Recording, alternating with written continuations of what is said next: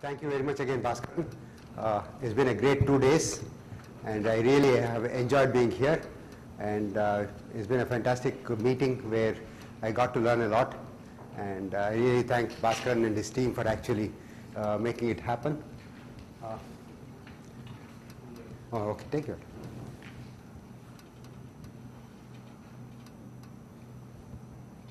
Frequency mismatch. No, yesterday was okay. Maybe.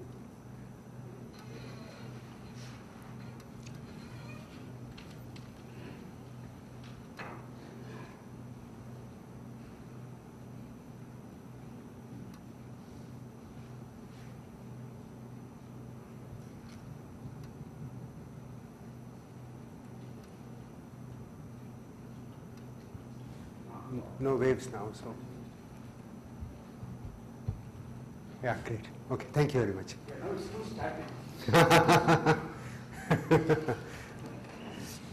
Okay, so I will discuss a little bit of what we have done in dynamic DMRG methods while giving an introduction to various other methods that have been used, that are being used both at present and that have been used in the past. This one, I started doing some dynamic work, basically in the frequency space with exact diagonalization with Zoltan Schoch, and then my former student Swapan Pate and one of my colleagues postdocs and one of my former students Tirthankar Datta. These were the people who have always been there, and of course Krishnamurthy was a person who was instrumental in my starting work in density matrix renormalization group. Okay, now let's come to what are the things that we are going to study. Dynamic response to external perturbations, and the response can be viewed as a function of frequency or as a function of time. So you can either do the responses in the frequency domain or you can do it in the time domain. The two are related, and you can actually compute one from the other, but it is easier said than done. So it's better if you want to do something in frequency domain, do it in the frequency domain, and if you want something in time domain, do it separately in the time domain. The unperturbed Hamiltonian we are having is an interacting Hamiltonian, which is either the Hubbard model or the Pariser-Parr-Pople model for molecules. And of course in physics it's basically Hubbard Hamiltonian, Heisenberg spin Hamiltonians, and many of their variants like the Kondo Hamiltonian and UV models and so forth. But in chemistry you have to have long range interacting models, and we discussed the Pariser-Parr-Pople model. And the way it is solved is using restricted configuration interactions. So you have matrices like the single CI matrix, single and double CI matrix, which actually define the Hamiltonian in many contexts, and we want to obtain the dynamics of such Hamiltonian matrices. Well, computing dynamic response involves actually computing this I of omega, which is a response to some external perturbation, and the response operator is O. For example, if you are applying an electric field, the response operator O is the dipole operator, because if you are doing the calculation in the electric dipole approximation, then this is what you will be worried about. And H is the Hamiltonian matrix or Hamiltonian operator, and we are interested in obtaining I omega as a function of frequency omega for any perturbation, and O is the response operator. This can be solved by the Lanczos scheme, which was the one that was used by physicists for a long time. And there is also the sum over states technique, which has been the favored technique for most of the quantum chemistry community. And then we introduced a technique called the correction vector technique in 88 sometime. And this is way more accurate than either the Lanczos technique or the sum over states technique. And I'll just discuss these techniques a little bit in detail. Well, about the Lanczos method. So supposing I give you any operator or a matrix, like the Hamiltonian matrix or the Hamiltonian operator, then you can start operating that with the operator on some arbitrary state phi naught, then obtain a state phi 1, again operate on that with the Hamiltonian and so forth. So basically you are actually constructing what is called a Krylov space, and within that space you get a tridiagonal representation of the Hamiltonian matrix, which is actually because Hamiltonian is Hermitian. If you have a Hermitian operator, you get the tridiagonal representation of the operator in the Lanczos scheme. So and it's a many-body Hamiltonian. So all that you are doing is you start with the state phi naught. So maybe, if you have got large U, then you take one of the spin paired states on neighboring sites as a starting point, apply with the Hamiltonian, then you pick up a coefficient corresponding to this state which is diagonal, and the off diagonal part would correspond to a vector which is orthogonal to the initial starting vector. Now you operate again on H of phi1 and so forth. So it's basically some kind of a power technique. Okay, and so you can get the Hamiltonian matrix. Basically, you have these diagonal elements C0, C1, Cn, and D1, D2, etc. You truncate it then. And of course, there are people who truncate just at n equal to 2 and keep reiterating. So it is the modified Langsos scheme, and the iterations are much easier to do, and it will take longer to converge, but nonetheless the convergence can be attained. So this is basically the Langsos scheme. You are going to get a tridiagonal Hamiltonian matrix starting with some arbitrary state. Now you obtain the ground state of this Hamiltonian. Okay, there is a lowest energy state psi naught, and you construct this state O operating upon psi naught as the state which is just psi naught and which is normalized. So this is the normalization of this state O psi naught, and let me call this state phi naught. Okay. Now what we will do is we do one more Langsos on the same thing. So start with phi naught. That is, you first obtain the ground state psi naught. From psi naught you construct phi naught, and then you again do the Langsos procedure. So once you do the Langsos procedure, then you get a different Langsos matrix. And let me call, let me see, yeah. And the difference Langsos matrix that I get will be like this: A0, A1, AN, B1, B2, B3, Bn. Okay. So this is a different Langsos matrix compared to the Langsos matrix that we got first, starting with some arbitrary state. Okay. So it is important to start with this particular state phi naught, which is O times psi naught. Now let me go through a little bit of algebra. So yeah. When you say you start with an arbitrary state, Yeah. like yesterday's talk, you started with arbitrary product states. Yeah. And they operate with equal or minus beta. Do you have any such initial bias, or you start with So some theory? actually you can do an initial bias. So you look at, for example, diagonally dominant Hamiltonians. These are usually. So you take the function, the state for which the diagonal matrix element is the largest or the smallest. You take that state as the initial starting state and then do the calculation. Okay. So either you can do it that way, or you can do with some linear combination of all the covalent states if you are dealing with the U large. And there are many other ways. It's a matter of trial and error, and it does not make a great deal of difference as long as you are somewhere close by. Okay, specific things are not so important when you are doing this. These are extremely stable calculations. So let me go through this. So let us look at this matrix Zi minus HL. So this is of course the Zi minus HL inverse, and when you multiply the two you get the identity operator. So that is obvious. Now let me write down the mnth element of this matrix multiplication, which is MP times Pn, the Zi minus HL and Zi minus H inverse. Okay. Now let me take just n equal to 0. So when I take n equal to 0, and if I define my matrix elements in the pth row as this is the 0th column, right? Because this is a 0th column and pth row index is changing, P is. So if I say xp as Zi minus HL inverse P0, then you will see you get a set of linear equations. Zi minus HL MP times xp is delta M0. Now from these equations we solve for x0. So what is x0 in this case? x0 is this quantity phi naught 1 upon Zi minus HL phi naught, because phi naught was a starting vector, and this Zi minus HL inverse is what I am taking. So this term phi naught 1 upon Zi minus HL phi naught is what we are going to get as x0, and this is, if I were to write it in terms of the ground state, I started with psi 0, then I have psi 0 O dagger 1 upon Zi minus HL O psi 0 divided by phi naught to the power half, and this is the response function that we were looking for. So x0 is nothing but the response function. And to calculate so you are given the new Hamiltonian matrix HL starting with this phi naught vector, and you have all this tridiagonal matrix. From the tridiagonal matrix you can solve for x naught by using solving this set of equations, by plugging in what is Zi minus HL, and you solve this set of equations. then what you will get is a continued fraction solution. So the continued fraction solution is minus 1 upon pi imaginary part of this one, z minus a naught b1 squared, etc., etc. So this is the technique that was used, that was first developed by, I think, Full-Day, and later on applied to DMRG by Karen in 1995.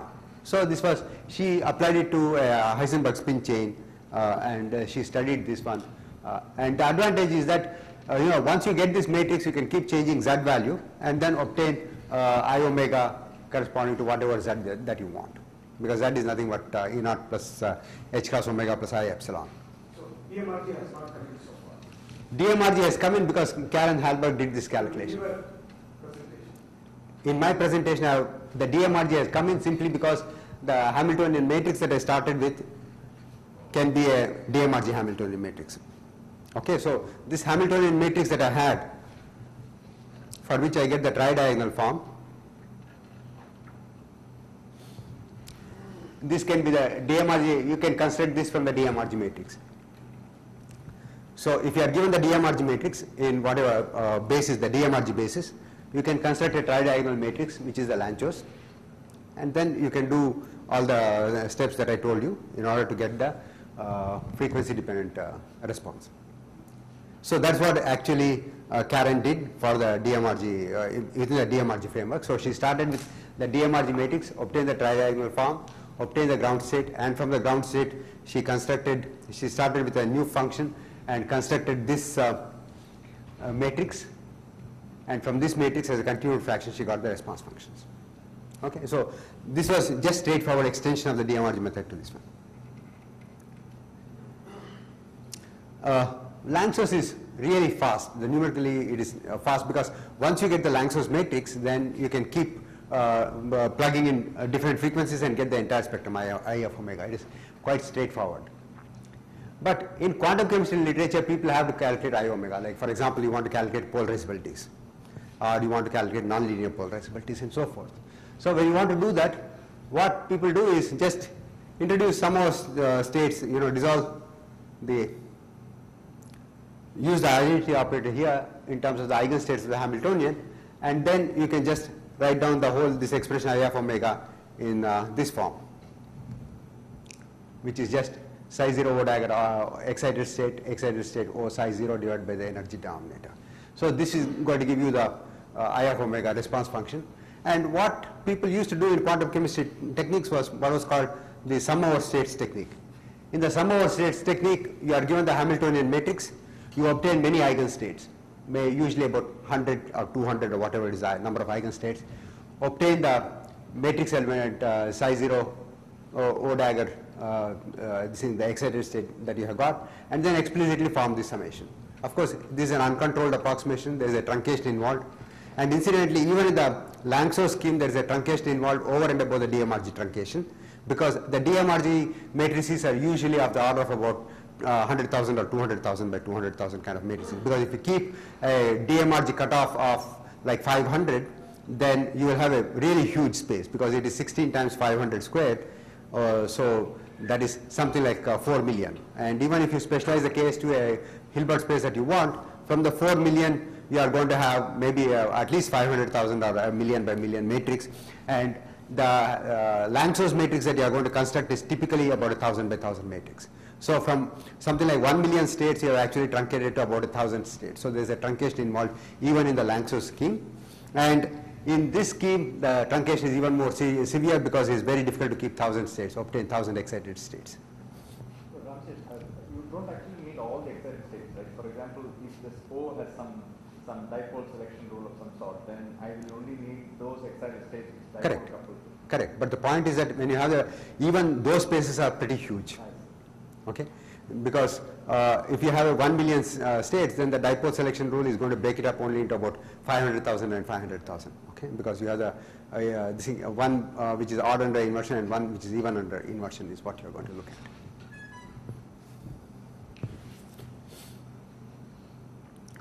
So in the 1988 sometime we developed a technique called the correction vector technique, and correction vector technique is like a Green's function technique if you want to look at it, or people have these kinds of equations. So what you need is you define a correction vector phi1 omega as the solution of this linear algebraic equation, inhomogeneous algebraic equation. On the left side is your operator, which comes under the denominator, which is h minus E naught minus h cos omega minus I epsilon.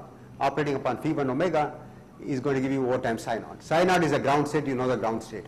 Rho is your desired operator, it may be a dipole operator or whatever other operator you have. And so O times psi 0 is known. What is not known is phi1 omega. And let us look at what phi1 omega is actually. So if phi1 omega is expanded in the eigenstates of H, then I can actually expand phi1 omega as sum over R coefficient CR times R. Okay, supposing I were to, because I'm not going to compute the eigenstates per se, but I'm just trying to see what these coefficients look like. And I can calculate these coefficients, and these coefficients turn out to be RO psi naught divided by the energy denominator. This is one chunk that actually I want to compute in computing the response functions. So if I were to solve for phi1 omega, then phi1 omega will be this coefficient times the excited state R. So I already have this coefficient present in the this term present in the correction vector phi1 omega. So if I want to look at just I omega, it is just minus 1 by pi imaginary part of psi ground state O phi1 omega. So if I were to solve for phi1 omega, then I'll get this response function without having to go through the excited states. So this is an extremely accurate method, and what happens is that this phi1 omega implicitly contains all the excitations of the Hamiltonian. There is no truncation over and above the DMRG truncation, or if you are doing an exact diagonalization scheme, then it is the exact quantity that you will get I omega, is the exact response of the state. So there is no truncation whatsoever. And of course Hamiltonian can be in any chosen basis, like the DMRG basis or the VB basis or the Slater determinants or whatever that you want. And solving for phi1 omega is that just assume that phi1 omega can also be expanded in the basis of in the basis vectors K. Like the basis vectors can be either the DMRG, the VB, or the Slater determinantal basis vectors. And we can write down the equation for phi1 omega as some AC times B, where A is a matrix which is just given by this E naught plus h cos omega I epsilon delta ij minus hij, and Bi is nothing but sigma or j Oij Aj, where psi 0 the ground state is given by Aj times j. So these quantities are known, Aij is known, Bi is known, and what I really want to do is solve for the vector C. Now, if I know the vector C, I know phi1 omega, and I can calculate the response. So it's nothing like you had truncation in the previous. Yeah, there is no truncation in this one. There must be some approximation here. The approximation is in terms of the Hamiltonian that you have chosen. That is, the DMRG Hamiltonian is an approximate Hamiltonian. So supposing, see, I have been able to do up to 16 sites, Hubbard or Paris or Popple, which is exact response functions. There is no approximation whatsoever. Okay, so 16 site problem has about how much? Some 27 million excited states or something like that. Okay, and all the 27 million excited states are taken into account in computing phi1 omega. This is like that. Magic, rearrange something and then. Yeah, but the point is solving these equations is a little tricky. So you have to use, I developed a method called the small matrix algorithm, which is very similar to Davidson algorithm. Okay, so all the errors that you are going to have are only numerical, not the truncation errors. So in that you can do this solving AC equal to B by using the Davidson algorithm, which is very similar to the Davidson algorithm, except that instead of using you use the residue vector and then you weight it according to the diagonal element and then expand your space. Just as, because Davidson algorithm, I don't know how many of you people know about Davidson algorithm. It is just a combination of Lanchos algorithm and what was called the coordinate relaxation algorithm or the steepest descent algorithm. And you can, here it is combination of Gauss-Seidel iterative scheme and a Lanchos scheme to obtain the solution for AC equal to B. It's pretty fast, extremely fast algorithm. Only thing is that when the frequency omega is negative, then it is not going to converge, because just as Gauss-Seidel iterative scheme also does not converge when you have negative frequencies, or when the matrix for which you are solving is not positive definite. So you can make this positive definite by actually multiplying on both sides by A transpose, so that A transpose A C is equal to A transpose B, and A transpose A is always a positive definite matrix, and so it is possible to solve this using these kinds of algorithms. Well, the interesting thing, so with this you can get, if O is the dipole displacement operator, then you can get the polarizability by frequency dependent polarizability by these kinds of expressions, which is similar to optical conductivities. Okay, because there you do the current correlation functions, and here you are doing the dipole correlation functions. And to obtain, you can also obtain higher order nonlinear response. For example, here mu I is the ith component of the dipole, so I have in this case phi 1 omega means the ith component of the dipole operator is what I have used for computing phi 1 omega, and mu j is the jth component of the dipole operator, so this gives me the ijth component of the this thing, polarizability tensor. And I can get the higher order tensors by concentrating on phi ij 2 omega, which is again very similar to the equation that I wrote down, except that instead of the ground state I have phi j omega 1. So it's a hierarchy of equations. When I use this hierarchy of equations, then I can calculate phi j 2 omega 1 comma omega 2, and then I can get the nonlinear polarizability corresponding to the third order, which is gamma ijkl, as sum over intrinsic permutation symmetry operator phi omega 1 mu j phi kl minus omega 1 minus omega 2 and minus omega 1. So this way you can calculate the quantities, and I just want to show you that we did this. Just a quick question. Yeah. So this gamma ijk you have written, right? Yeah. That's like just doing the Kubo. Homology scheme, what is important is how do you actually construct your Hamiltonian matrix for obtaining good response functions. So to get good response functions, the Hamiltonian matrix that you have to construct should also contain, the reduced density matrix should contain phi 1 omega. Since I have not done any DMRT myself, would like to know, when you say that Hamiltonian matrix that you have constructed using DMRT, how does it look like? Suppose I go back to second quantized notation and rewrite it. Is it very different from the Hubbard Hamiltonian with lots of extra parameters? No, see, I mean, I don't know, I don't, Because this is also related to yeah, just a second. we had before. Yeah. What is renormalization here? Is there a No, we have obtained a renormalized Hamiltonian. correct. So how does it look like? Suppose you go back to the old basis. Okay, so let me see. Okay, so if I go back to the old basis, the renormalized Hamiltonian is basically you have the Hamiltonian matrix H, Hamiltonian operator H, operating upon mu sigma sigma prime mu prime, nu tau tau prime nu prime. Okay, and what I have is rho left nu is equal to some rho nu and rho right nu prime is equal to some rho nu prime. So these are basically the density matrix eigenvectors. Okay, right? And the density matrix eigenvectors are actually, if I am looking at density matrix eigenvector in the first stage, okay, for a Go to side basis and see how the hopping term has got modified.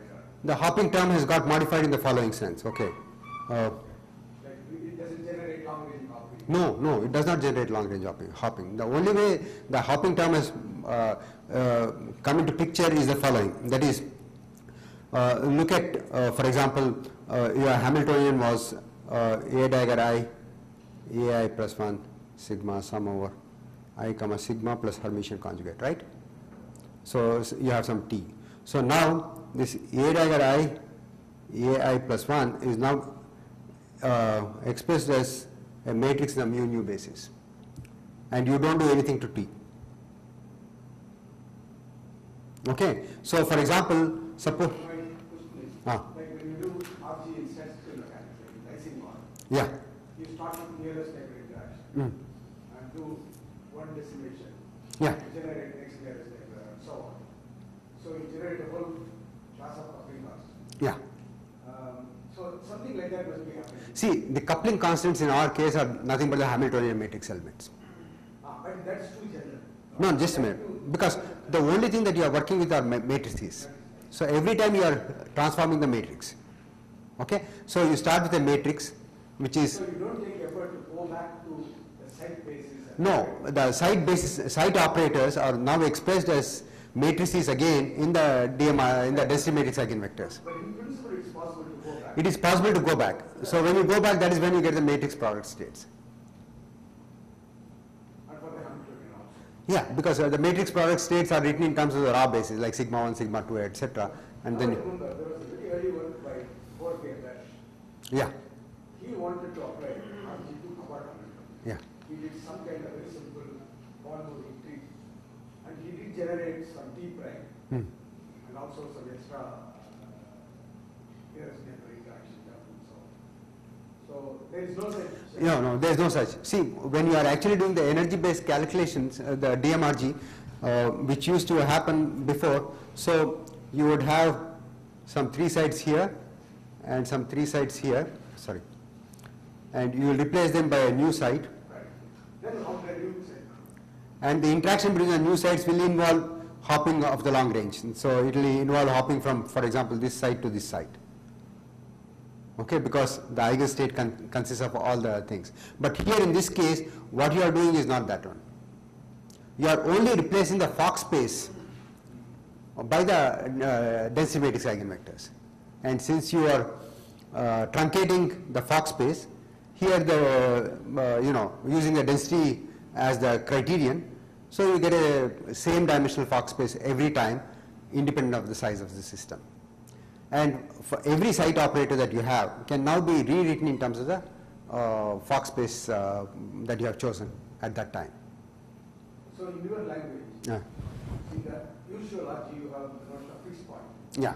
So is there a notion of fixed point here in the sense your density matrix doesn't change when you do it? Does it happen in practice? Well, at least as far as I can see, I don't see the notion of a fixed point in this case, and maybe Sukhvinder can say better. In the infinite case, the Hamiltonian matrix that you get is not going to change any further, the matrix elements. But yeah, but usually you never go up to that point, because what you are actually doing is do a calculation for 300 or 400 sites, and by then you have already converged. But when So you the sweep- change is small. But when you sweep, right, I mean, based on what I learned from Yeah. after a while, the ground state doesn't change, right? So that Yeah. in a sense is a fixed point of. Yeah, I mean, eigenstates are fixed points. If you want to look at eigenstates of the infinite Hamiltonian are the fixed points, and you are actually driving the eigenstate to that particular fixed point. So, and from that point of view, the Hamiltonian matrix, at least for the ground state, will give the same ground state. But whether the entire Hamiltonian matrix itself remains the same, I don't know. Yeah. Because the ground state, see, what you are homing in on is the ground state only. Right. So the Hamiltonian matrix elements can change, but still the ground state need not change. So I don't know whether. So just to follow from Bhaskara's point, so in a sense at every stage and simply doing a new unitary transformation of the Hamiltonian to some new basis. Yeah. So it's not really changing any magnitude of any coupling constants in. Well, what are coupling constants? Coupling constants are your Hamiltonian parameters T, the transfer integrals, right? So now once you truncate the space, then the Hamiltonian matrix elements change. So you are changing the coupling constants. So in that sense, you are changing the coupling constants, but you are not focusing on this one. You know, like see in the RG of this thing, Wilson's RG or whatever it is, you are having your partition function. You want to keep it the same, right? It should not change. So that's what you are looking for. But here you don't have any such restriction. So there you are. In fact, according to people who do this entanglement and normalization, there is a restriction. Suppose you have a set of operators O and up to A, you take an expectation value. Now you modify, you do a renormalization procedure, and then it modifies the states, and then corresponding to the operators. So numerically, these two things should be the same. So O prime, expectation value psi prime should be equal to O psi psi. So I demand equality of some observable and then calculate. But So That is how they define renormalization. But what we are doing is we are adding the sites. So what is the operator O that you are going to look at? Because you are generating new operators when you add new sites, right? So I do not know I only know the working principle behind it, but I do not know exactly what the flow diagrams are for these things, because I don't know whether anybody has worked out the RG flow diagrams for the DMRG case. Yes, there is one factor, one of the review article. He does put a flow diagram formally. Then he says this bit can be done or something like that. But I have not seen anybody. Yeah, I have also not seen anybody having done that. So it may be good to study it in some solvable models, because there may be more, some insights may come. So here, as somebody said, the computer. no, but people did do the solvable models. For example, the uniform Hubbard model in the uniform spin-half Heisenberg chain. But they have not, as far as I know, they have not looked at the flow. What they were actually looking at was either the excitation spectrum or the ground state energy per site. So you are pragmatic to calculate things. Yeah, calculate things. Observe. Yeah.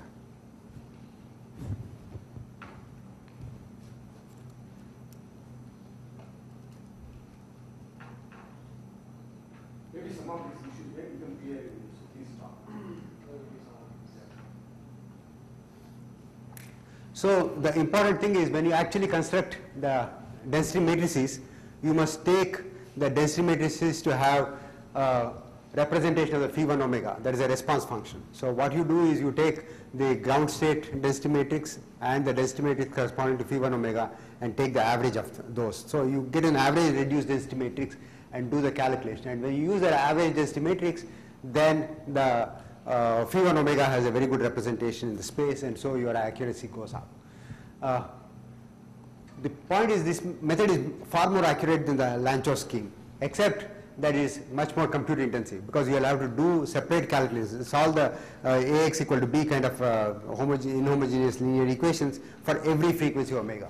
And this involves, this can be pretty time consuming, and particularly for negative frequencies, the time taken is far more, because you are going to be solving something like A transpose A x is equal to A transpose B.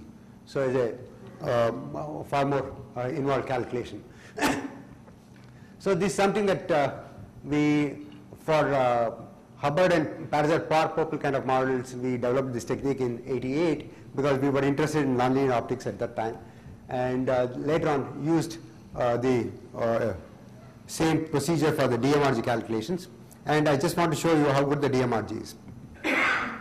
So here I have these isotropic tensors of the second and the fourth ranks here. I have just averaged them over all the angles, because that's what you actually measure. And you see that for a 12-site u by t equal to 4, the exact value of alpha is 5.343 in 10 to the minus 24 ESU, and alpha bar DMRG is 5.317, and gamma exact is 598.3, 591.1. And in fact, if you look at the components, the dominant components are showing much better equalities. So for example, the dominant component is 14.83 for alpha XX, and DMRG is 14.81. These are the exact numbers you can get.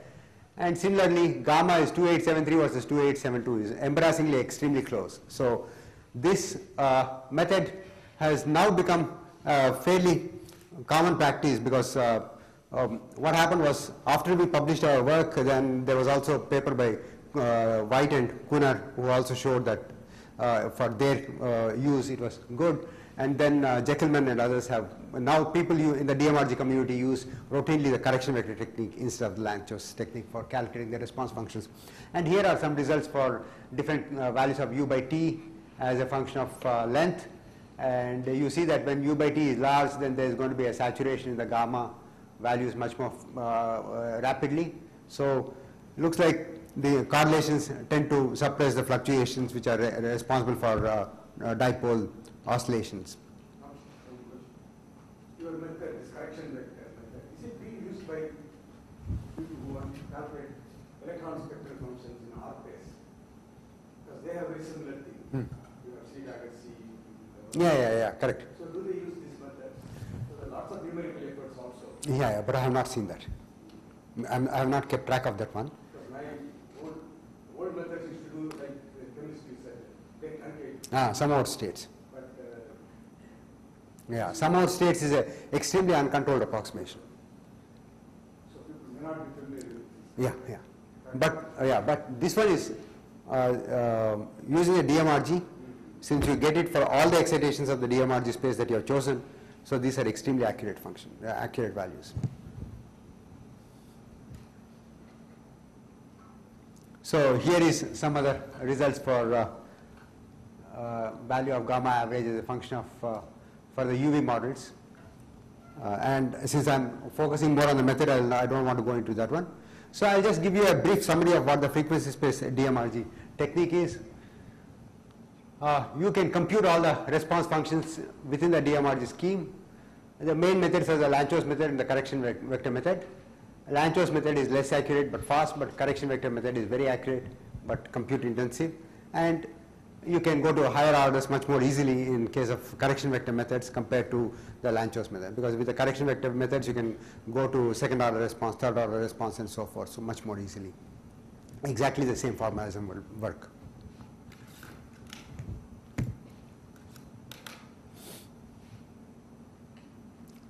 Now I will go into real-time dynamics, and in real-time dynamics what we really need to do is to solve the time-dependent Schrodinger equation IH cross delta psi by delta t equal to H psi. So this is what everybody knows, and what we do is we start with some wave packet psi. For example, depending upon the problem that you are looking at, we could probably start with, in our case we have started with a wave packet which is a ground state, the ground state wave function which has been doped by one hole, so at the site 1. So what you do is you take the ground state wave function and operate by A1G, which is actually annihilating the electron on site 1 with spin up, and that is equivalent to hole doping. So this is like an arc phase, you remove an electron. Yeah. But there you put it into the continuum in ArcPace and then you calculate all the matrix elements. But here you have just taken this wave packet. And we follow the evolution of psi under the this action of the Hamiltonian, and basically because we are looking at interacting Hamiltonians, we always do this time evolution in Schrodinger representation. We don't want to do this time evolution in Heisenberg or the interaction representation, because interaction representation requires knowing all the eigenstates of the non-interacting, of the unperturbed Hamiltonian. So because you have this term omega ij coming when you write down the equation for the coefficients. So in order to avoid that, we work in the Schrodinger representation. And the time evolution operator is just given by this one, which is obvious. But when you want to solve it, you want to discretize it, because you always try to solve it in very short time steps delta t, usually like 0.001 femtoseconds at a time, and so it takes a hell of a lot of time to actually propagate the wave function. And you use the Crank-Nicholson approximation for the time evolution operator, for infinitesimal time evolution operator t to t plus delta t.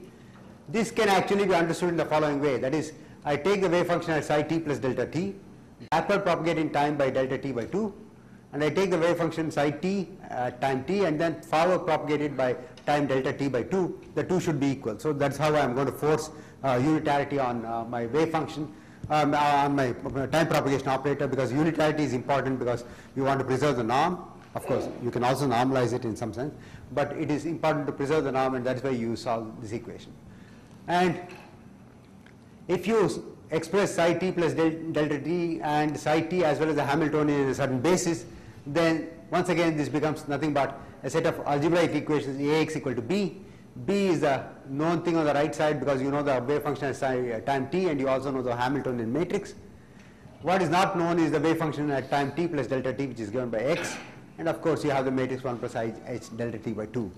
So you want to solve this one, and once again you can use the same techniques for solving that, which is similar to the Davidson technique for obtaining the solution Ax equal to b.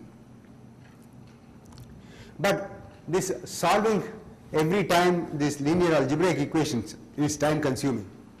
So you want to make it go faster, and the way to do it is actually solve it using one of those multi-step differencing techniques.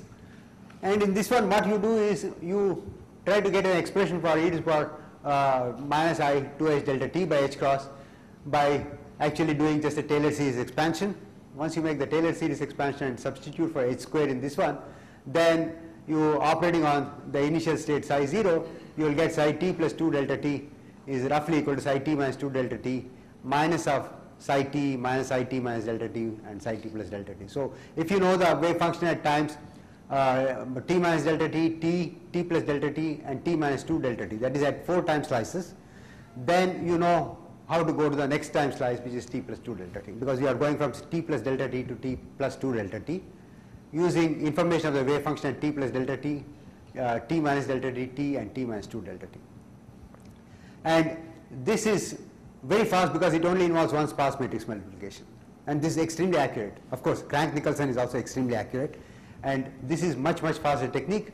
And once you propagate the wave function, then you can calculate all the time dependent quantities as expectation values of the desired operator O between the time dependent states psi t. So the error here is delta t squared, right? In this case, no, delta t to the power 4 or 5, something, delta t to the power 5, because I am going, see, look, it's a 4 step, t minus 2 delta t, t minus delta t, t and t plus delta t.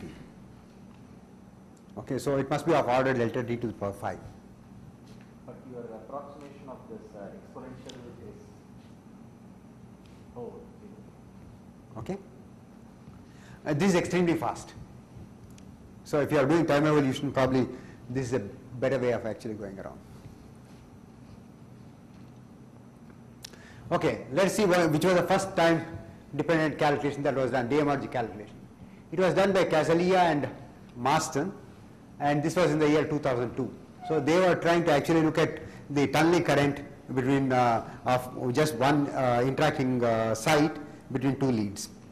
So that's what they were doing the calculation on, and they used the DMRG Hamiltonian with different cutoffs to study the tunneling between two Luttinger liquids. So basically you have two Luttinger liquids between which the tunneling is taking place, and they use the only thing DMRG about this particular time evolution was that you use a DMRG Hamiltonian matrix, and they found that as a function of cutoff, the exact solution and the time dependent DMRG solution, if you look at it, for small cutoffs, at earlier times you started seeing deviations, and for large cutoffs it was reasonably okay. It was 28 time steps or something like that they took, and it seemed to be working for short time evolutions. It is not good for long time evolutions, but definitely it was okay for short time evolutions. Then came the work of Lu, Xiang and Wang, which we call the LXW algorithm. What they said was, you can actually improve upon the whole thing by doing constructing a reduced average density matrix by taking time evolution at various steps. That is, supposing you want to go to, say for example, a 10-site problem from the 8-site problem. You solve the 8-site problem and then time evolve it for all the times for which you want to study the 10-site problem. Once you have time evolved it, you know the wave function at different times, and now you construct the density matrix at each time, and then you construct an average density matrix by using certain weights. They use weight 1/2 for the t equal to 0 solution and weight 1/2n for the remaining solutions. Okay, and then you construct an average reduced density matrix. Once you have the average reduced density matrix, then you can construct your Hamiltonian for the 10-site problem using this, and then do the time evolution. And this time evolution for the 10-site problem is going to be much more accurate, because the 8-site problem density matrix from which you have constructed the 10-site Hamiltonian corresponds to all time steps that you are interested in. Because you are interested in all the time steps have been taken into account, this is going to be extremely accurate. So it beats DMRG operation in time evolution. Yeah. So what you do is, for the 8th step you have the Hamiltonian matrix. So you time evolve at T0, T1, T2, etc. and T and T. Okay? And then you construct the density matrix for each of these times. And then you average the density matrix, and then obtain the density matrix eigenvectors, and you use these density matrix eigenvectors to construct the 10-site Hamiltonian. So the density matrix eigenvectors now you have got has information about the later times, not just the t equal to 0. So the time evolution for the tensite problem is going to be much more accurate. So why is it working when I take alpha to be uniform? So for example, if there's a regime in time where there's fast evolution versus slow evolution, Yeah. then I should weight that region more, right? For those regions, you must have shorter time steps. Shorter time steps. Shorter time steps. And as far as the weighting is concerned, it's a matter of, see, numerical analysis is an art. Okay, so you have to keep trying, okay, trial and error, and based on that, you find out which is the best one. So the guiding principle is if you know the exact solution, at least in some limits, then you will see how good your numerics is. Okay, so we also have played around with these kinds of things, weights, okay, and we find that in this particular case the weight is not too bad. Alpha equal to, for the time t equal to 0, weight of 1/2, and for the others weight of 1/2n. Okay, so this is a matter of trying out. Most of the numerical analysis is like that.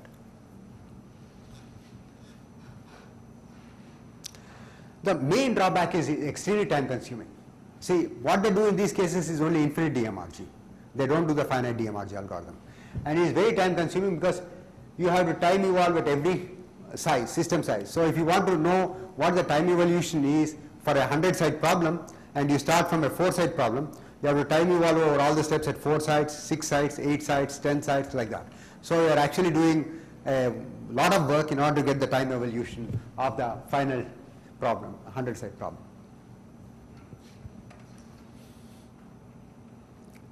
And here they show the differences. For example, they have taken some 24 time slices here, and they show that with the 24 time slices, the agreement is far better when you have actually weighted out your average density matrix and obtained a pretty good representation of the reduced density matrix for the next step. So you will get rid of all these spurious oscillations. So most of these oscillations are spurious, okay, and that's because the state is going out of the Hilbert space. Okay, and you do have oscillations which are actually genuine. These are the Rabi oscillations, but these are not the Rabi oscillations because these disappear when you do a much more accurate calculation.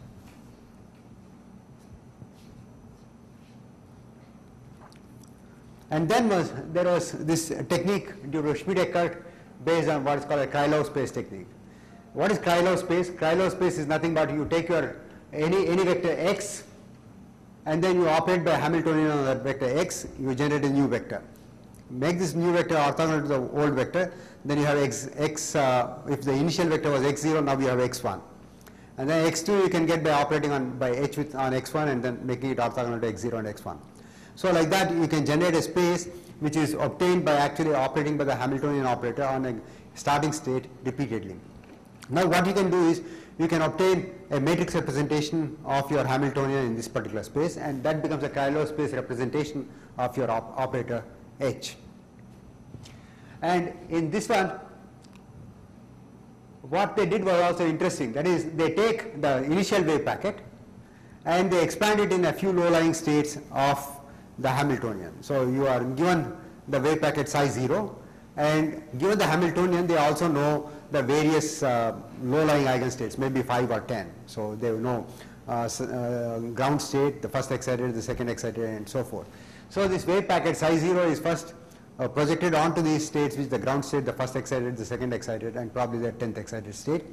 And only the residue is taken to use to evolve using the Krylov space technique. So because once you have the coefficient times an eigenstate, the time evolution of the eigenstate is trivial, and so only the residue needs to be time evolved, and they found that this technique was quite accurate. But what I know is that this method has not been very widely used.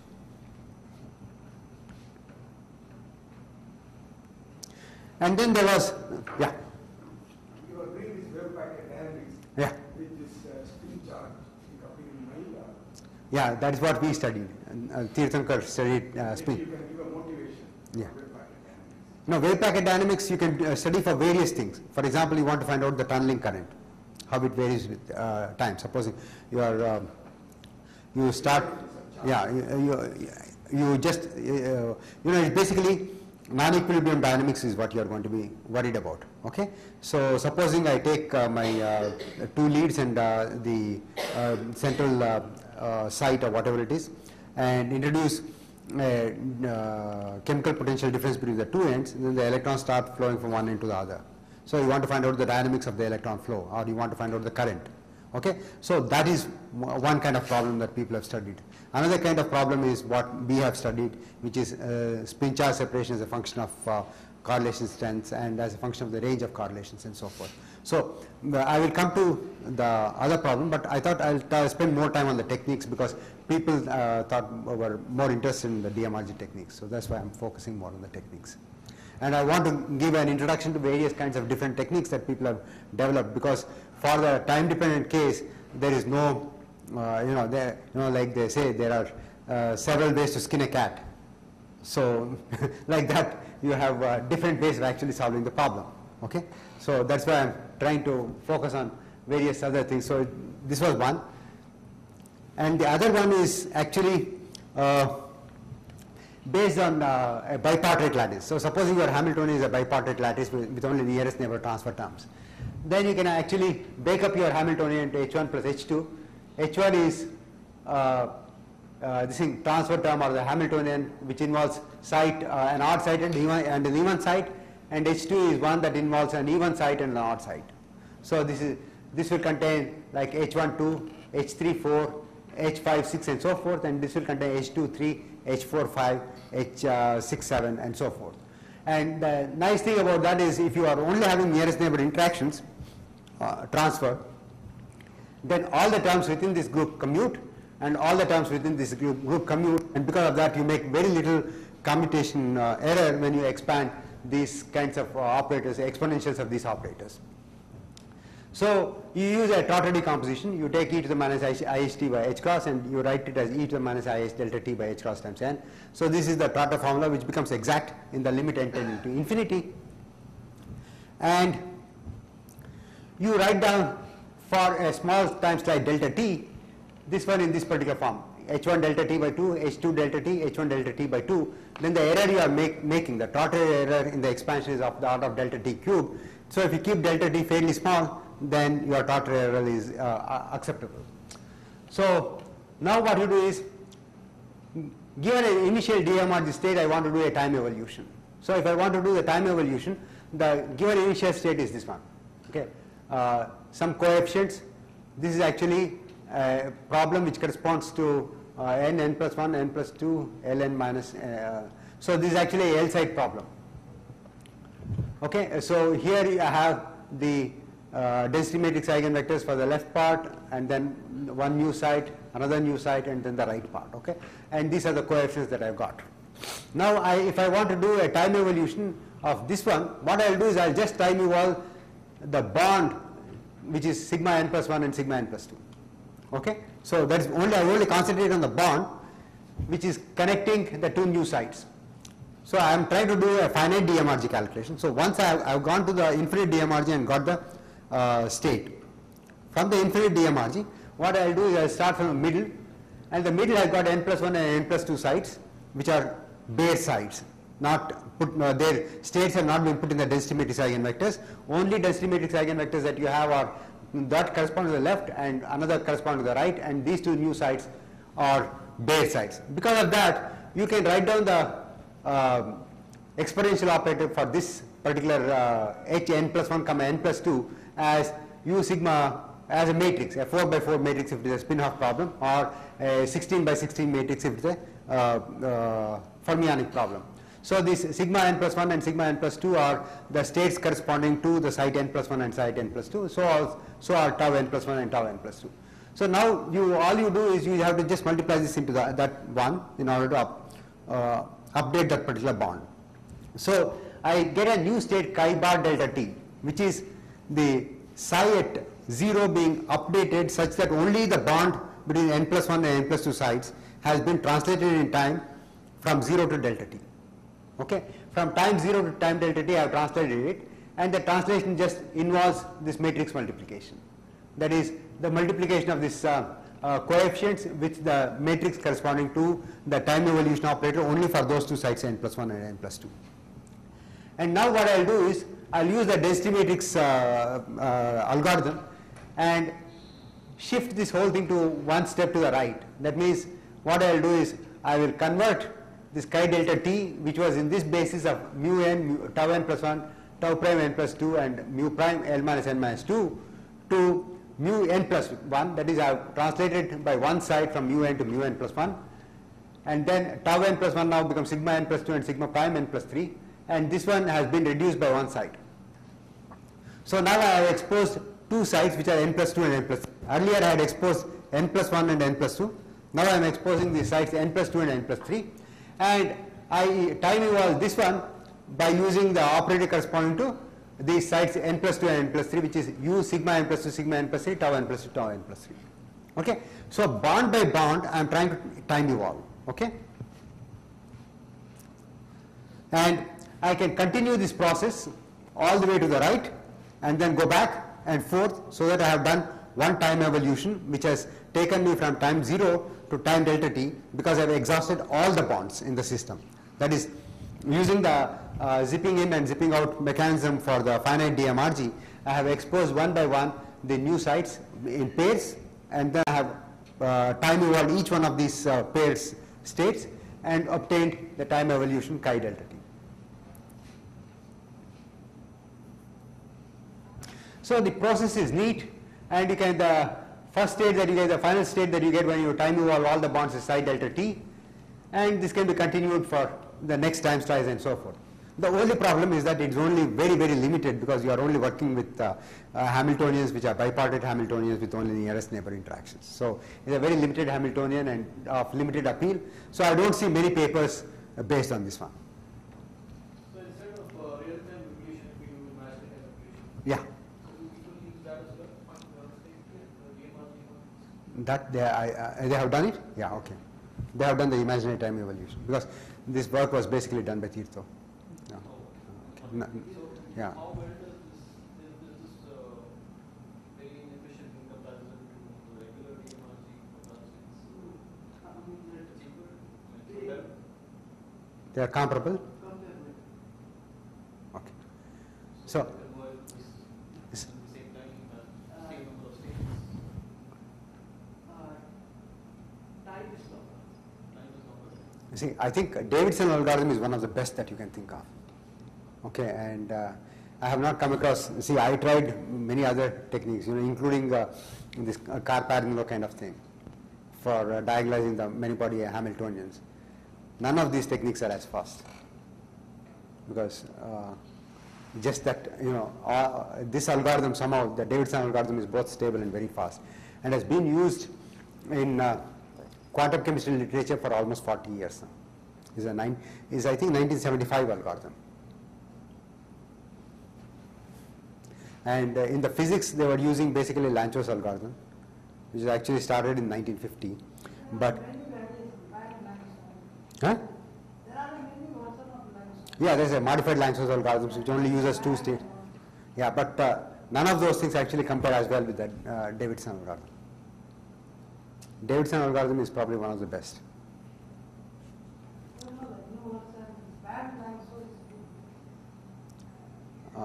I don't know, because I don't know how many people have used it to know whether it's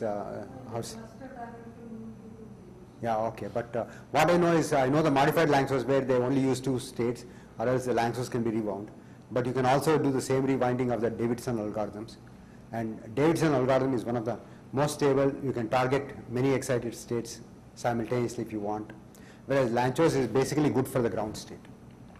Anything more than ground state is very iffy with Lanczos.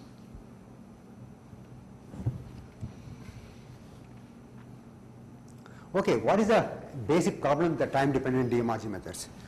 The basic problem with the time-dependent DMRG methods is that you start with your full Hilbert space is shown here, and your DMRG Hilbert space for psi 0 is somewhere here.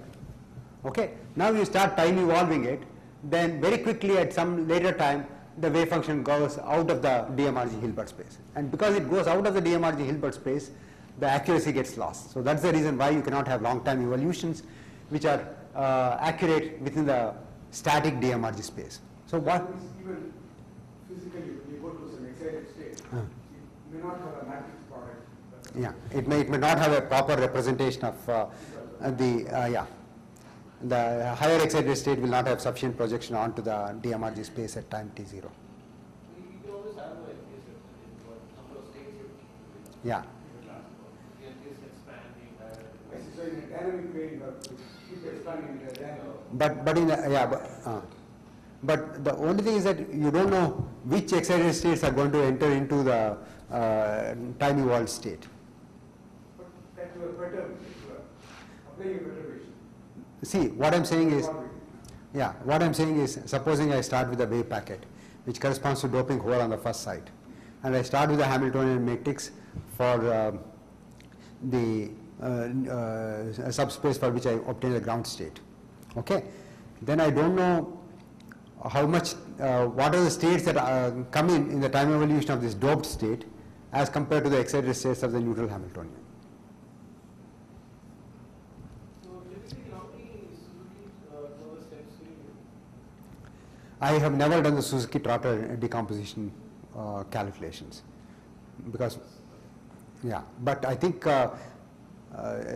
from what I know, there is not too much work involved with the Suzuki Trotter thing except for the initial, papers on that one. So I think Steve White and Scholbach and these people did some of those things. But afterwards, they have gone over to different algorithms. But you said that this method is not efficient to take long time solutions. Yeah, so, okay. See, most of the times what happens is when you are looking at some of these processes, then you want to time evolve to about 30 femtoseconds to 40 femtoseconds. Because after that, everything kind of becomes smooth. Okay, and this 30 to 40 femtoseconds you will have to do in time steps of 0.301 femtosecond kind of thing. Okay, so which is actually about 10 to the 5 to 10 to the 6 Suzuki Trotter steps you will have to do. Okay, about 1 million steps that you will have to do. So that is where the problem. So it's an extremely time-consuming calculations in this time-dependent DMRG calculation.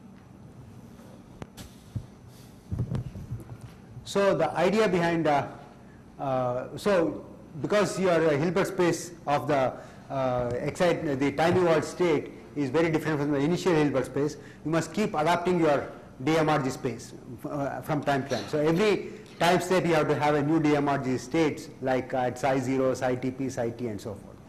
So the thing that one is actually trying to do these kinds of time, changing with time is what LXW algorithm did. So for example, LXW algorithm did an average density matrix which involved time evolution over various time steps. Okay, and at various at a given time it was, no, actually here this is a slightly different one that I have written down here. This is actually getting many excited states to actually contribute to the average density matrix, but this will not be enough as we will see it. So we tried doing something different, which was actually sliding window or pace keeping of the pace keeping or the LXW TD-DMRG algorithm. So what we did was, instead of doing the time evolution over the entire time t at every size and then constructing your average density matrices, we said that we will do the time evolution for p steps and then p of about 100 and then do the solution when we come to p here, then we make the next time window. So we keep sliding the time window so that we don't have to do the time evolution at every this thing for over the entire time interval, but only over part of the time interval so that we save time. So we don't have to do very far into the future the time evolution in order to get a better approximation of the time evolution at shorter time. So we only cut it down here and then keep sliding the window to the right. So this is what we did for looking at some of the spin charge separation work that we did earlier. That was about 5 years back. And then there is the time step targeting technique that was actually developed by Faigua and Steve White. And in that what they do is the following. That is, they first get a approximate space. So supposing you are looking at time t, then you do a Runge-Kutta solution of the time-dependent Schrodinger equation to obtain the solution at time t, t plus tau by 3, t plus 2 tau by 3, and t plus tau. So here I have got the solutions that I have, and this is the Runge-Kutta, fourth order Runge-Kutta solution. So you have the k1, which is h operating upon psi t, and k2, which is again t plus tau by 2 operating upon psi t plus 1/2 k1. So this is a standard Runge-Kutta technique, and you can get from that the psi t plus tau by 3, psi t plus 2 tau by 3, psi t plus tau, and use these wave functions as psi t, t plus tau by 3, t plus 2 tau by 3, and t plus tau to construct the average density matrix, and propagate the time by an amount which is delta t. And again at the next step you do the same calculation, and so forth. So at every step you go about 3 steps further, obtain the average density matrix, and then go one small step, and then after you go one small step you again average the density matrix over the next 4 steps, and then take another tiny step. So like that you keep propagating. So this is the technique that was developed by Steve White. And the way it is done is actually the finite DMRG procedure. The finite DMRG procedure, what you will do is you keep going from the middle of the site to the end of the site, and when you are going from middle of the site to the end of the site, you are always refining these density matrices at time t, the wave functions at time t, t plus tau by 3, t plus 2 tau by 3, and t plus tau, and then constructing the average density matrix. But when you go to the end of the chain, you advance the time by tau, and now after advancing the time by tau, now you go backwards, and when you come to the middle of the chain, you again advance the time by another tau, and so on and so forth. So you try to define your density matrices 1/2 of the way when you are going from middle of the chain to the end of the chain. Improve the and then time evolve the wave function, and again come back to the middle, and then now time evolve the wave function, and so forth. So you don't time evolve the wave function at every DMRG step, but you are time evolving at every finite DMRG step, but you are time evolving at the end of every half iteration or so. Of course, you can also do various things like either at half sweep you can do, or you can do it full sweep, and so on and so forth. So if you are looking at time step targeting, the way it will look like is the following. That is, you have delta t, so you have calculated the wave function at t plus delta at t plus delta t by 3, t plus 2 delta t by 3, and t plus delta t. So that, and then you have obtained the average density matrix, and then taken a small step from 0 to 1 in delta tau. The step is only a small step delta tau, and next your delta t is going to be this one. So your delta t is long, but your delta tau, the translation that you do in time, is small. So every time you have decoupled the time by which you are going to translate your wave function from the time over which you are going to average your density matrix. So the time over which you average the density matrix is delta t, and the time over which you actually take the step is delta tau. And this is pretty accurate but very time consuming. And then this is a development that Tirtho was the instrumental in, and this is the double time window targeting technique. So what it does is actually combines the LXW algorithm together with the algorithm of Figma and White, and it takes 2 time windows, which is 2p, and then it does an LXW averaging of the density matrix, and then takes a time step the time translations in units of delta tau until it reaches the end of the first window. When it reaches the end of the first window, it takes the average of the density matrices for times from first window to the third window, once again using within the LXW scheme, and is actually a hybrid of LXW and TSC schemes, but at least twice as fast and much more accurate than either of them. So this is what we have.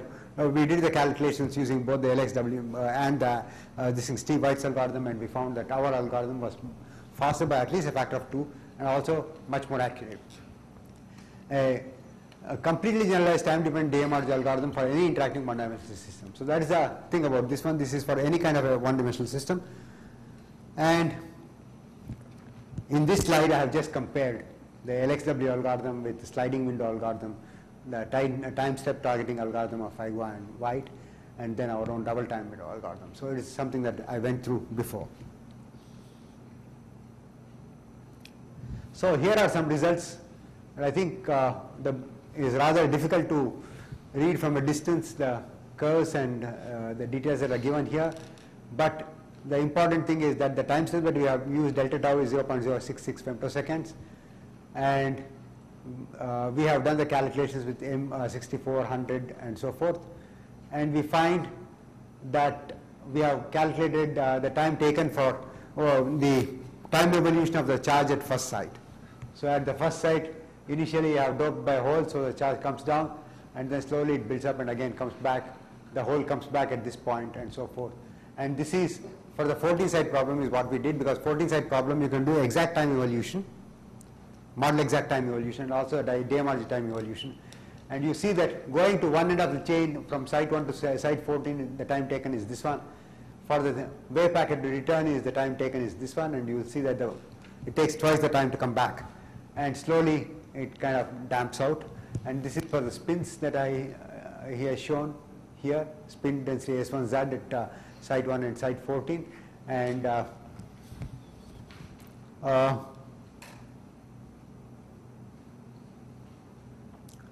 these are much more accurate calculations with different cutoffs, and I have done, the calculations have been done with a cutoff of about 250, and this is just to see how it varies with cutoffs. But the interesting result is actually in the next one. So you can see the time taken for the charge to move from the first site to the last site, which is here, first site to the last site. The charge moves much more rapidly than the spin. The spin takes a much longer time to move, because the spin velocities typically depend upon 1 upon j, where j is the exchange constant, whereas the charge velocities typically depend upon 1 upon t, which is the time taken for hopping.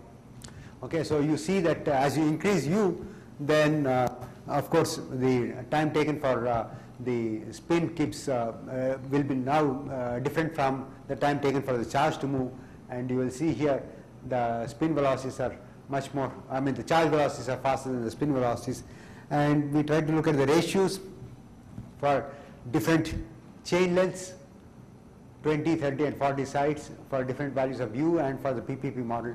For the PPP model, the ratio of the charge velocity to spin velocity is a factor of 2 for the parameters that we have used. So the charge moves twice as fast as the spin. But for Hubble models, it depends upon what u by t you have chosen, and also you see there are very strong finite size effects, because the velocity ratios are going to depend upon the chain lengths. For example, VH by VL for 20 sites is 1.4, the same ratio is 1.31 here and 1.28. So it's fairly dependent upon the chain length, so we have not overcome the finite size effects. So Ramachandran, your chains are finite, they are Finite, finite, open boundary. Open boundary, I have created a hole at site 1 and then tried to see how the charge of the hole moves and how the spin of the hole moves. So this is, we did some calculation on what happens when you have the dimerization, that is not all the bonds are equal. So you have short bonds and long bonds in your chain, in the PPP chain, and we see that that has some effect on the spin and charge separations. I will not go into the details of that one. For anybody interested, they can actually look up our PRB paper. And we also, so here is basically the ratio of the hole velocity to the spin velocity as a function of the dimerization. You see that the velocity keeps coming down, the ratio keeps coming down. And we also looked at what happens to the polarization and how the polarization moves as a function of the dimerization. But I want to go into another one, that is when we put push and pull groups on two sides of the polyene chain, and then we want to see whether that's going to have any effect on the spin and charge velocities.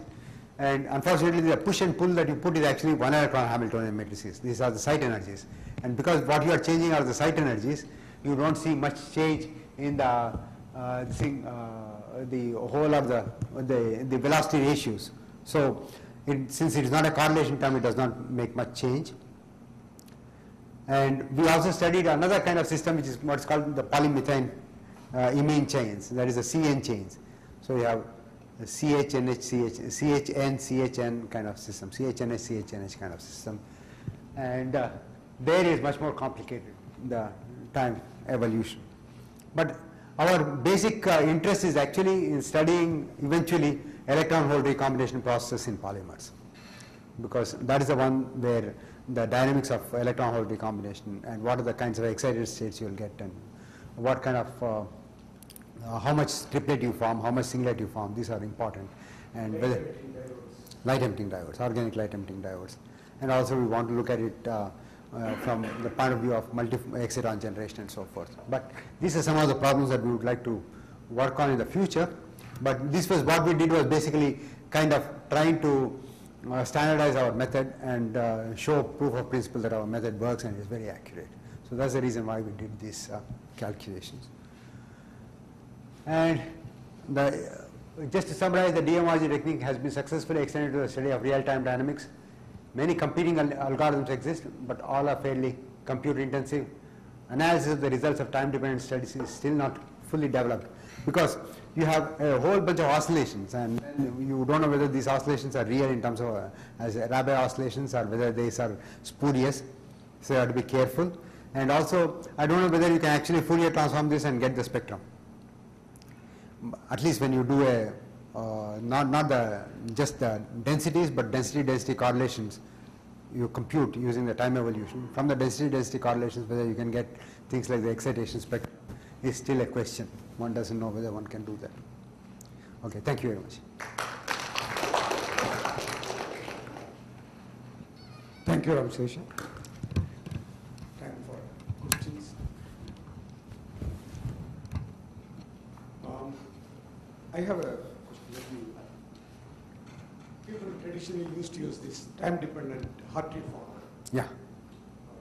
Nuclear physics as well as in chemical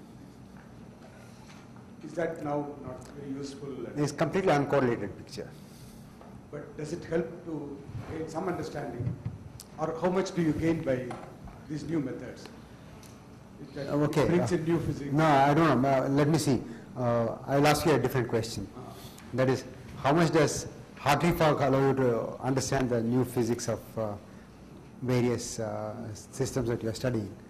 So it's very doubtful, because explicit correlations are the ones that are very important. So if you do a Hartree fog, you kill all the fluctuations. Once you kill all the fluctuations, all the interesting physics is lost, right? So I think the same thing will happen with the time-dependent Hartree fog.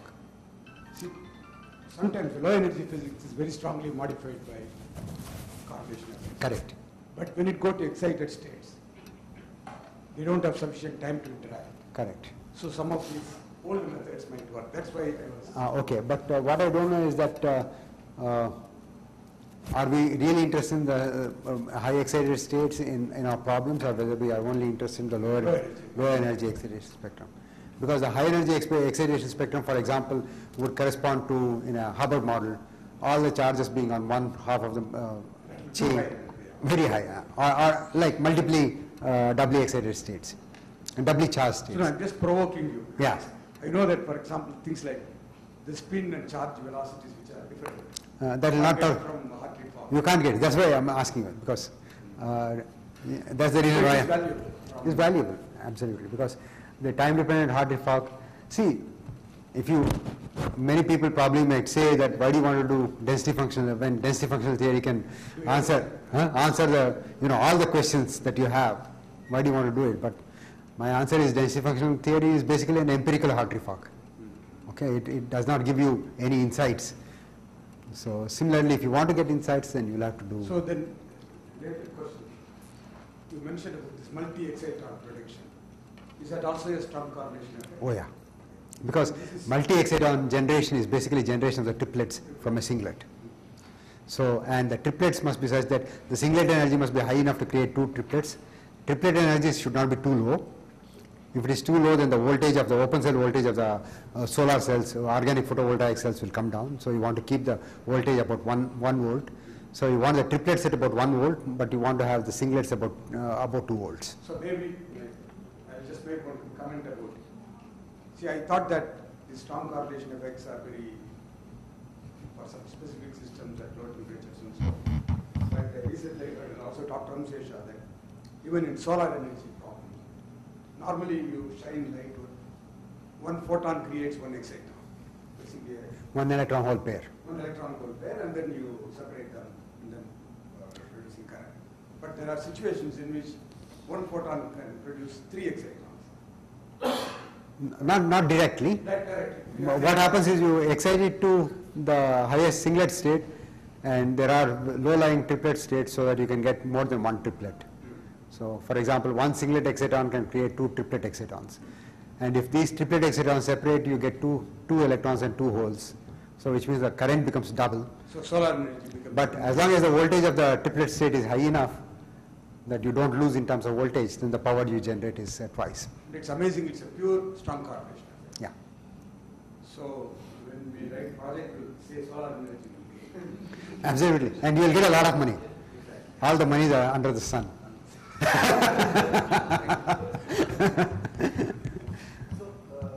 Whether one can use DMRG or not. But if you only have the phenomenon, then unless I can come up with a model to explain the phenomenon, it's difficult for me to say whether DMRG will work. But I just wanted to add, recently using DMRG, the tensor network ideas, people have studied 2D heavily doped Hubbard model, optimally doped Hubbard model or TJ model, and they find lots of, in fact, more amplified strike tendencies, charge orders and so on. So that has now been attributed as a weakness to some of these methods because it amplifies the small charge order tendency. So there are some interesting exchanges going on. Sandra Solna. Right, exactly, Sandra Solna.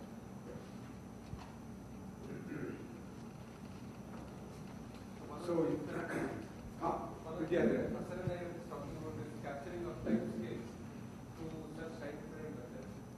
That's probably a general question. It's not relevant only to DMRG. So, if you have like a very small time scale, like an exponentially small Kondo scale, would it be possible to capture it in the kind of time scales that we can go to in this So, problem? see, actually, short time scales is not a problem. The long time scales that becomes a problem. So, I mean, you would expect that small energy scales would manifest themselves on a longer time scale. Yeah. So, it would not be easy to capture those in these kind of time. Yeah, it depends upon actually what is it that you want to look at. For example, if you are looking at, say, electron hole recombination process, these things occur in a matter of a few femtoseconds because, transfer integral is typically of the order of 1 electron volt. So 1 by T is the time that you are looking at. So it will be of the order of femtoseconds, and these kinds of things can be used for femtoseconds to, maybe 100 femtoseconds if you are very optimistic. But if you are looking at magnetic problems, say for example magnetic tunneling, quantum resonant tunneling that you see in molecules like Mn12, and you want to see what happens to the tunneling. That typically takes place on a time scale of about 10 to the minus 6 to 10 to the minus 8 seconds, because the rate at which you are ramping magnetic fields there is at about 10 to the power 6 Tesla per second. So in these kinds of situations, techniques of this kind are going to be rather difficult because you'll have to sit pretty on a particular magnetic field for a very, very long time, evolve it, and then increase the magnetic field and so forth.